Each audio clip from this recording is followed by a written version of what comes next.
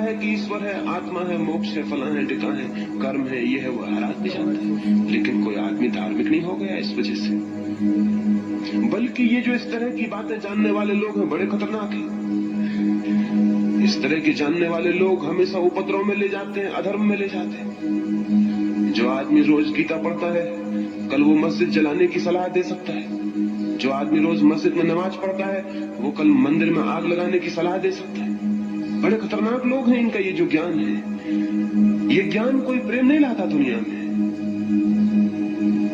ये ज्ञान कोई दुनिया में शांति नहीं लाता, युद्ध लाता है, हिंसा लाता है। तो ये ज्ञान तो धार्मिक बनाता नहीं किसी को। फिर भी आप क्या सिखाते? तो उन्होंने कहा आप आए और बच्चों से पूछ लें। मैं गया, उन्होंने खुद ही पूछा ईश्वर है। उन सारे बच्चों ने हाथ उठा दिए। उनको सिखाया था, उनको परीक्षा देनी थी। उनको बताया गया था जब हम पूछे ईश्वर है तो तुम कहना हाँ ईश्वर है। उन्होंने हाथ उठा दिए।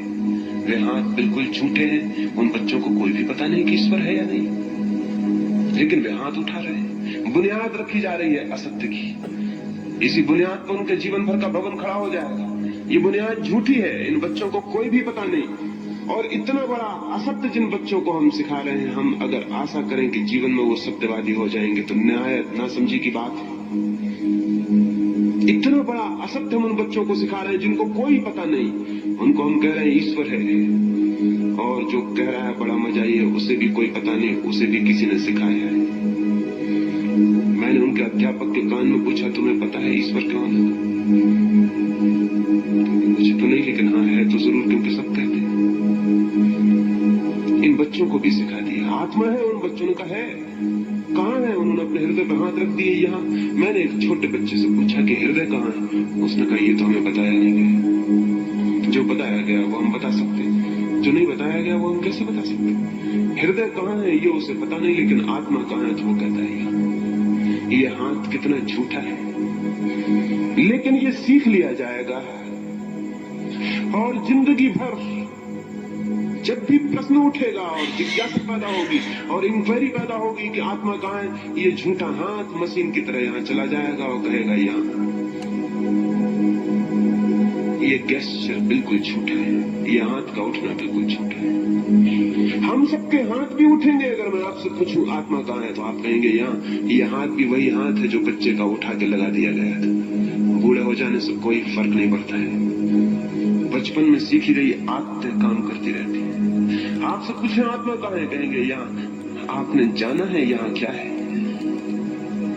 कोई पता नहीं उसका कि यहाँ क्या है, लेकिन हाथ उठता है और चला जाता है।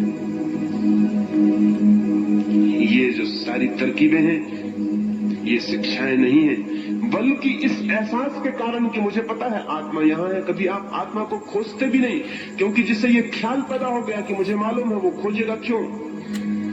हमारी खोज बंद हो गई है सारी दुनिया में धर्म की। इस कारण से नहीं कि नास्तिक बढ़ गए हैं, इस कारण से नहीं कि विज्ञान बढ़ गया है, इस कारण से नहीं कि लोग बुरे हो गए हैं, कलयुग आ गया है। सब निहायत बेवकूफी की बातें हैं, बल्कि इस कारण कि धार्मिक लोगों ने शिक्षा दे दे के हमारे मन इतने ज्ञान से भर दिए कि हमारी खोज बंद हो गई, हमारी इंक्वायरी बंद हो गई। इसका जिम्मा नास्तिकों पे नहीं है, न भौतिकवादियों पर है। इसका जिम्मा धार्मिक शिक्षकों पर है, रिलीजियस टीचर्स पर है, जो सिखाए जा रहे हैं कि ये है, ये है, ये है। और जो ये भी सिखाते हैं कि संदेह मत करना नहीं तो भटक जाओगे, विश्वास कर लेना हम जो कहते हैं उस पर। ये जो सिखा रहे हैं लोग, ये जो ज्ञान देने वाले लोग हैं, ये हैं शत्रु मनुष्य जाति के।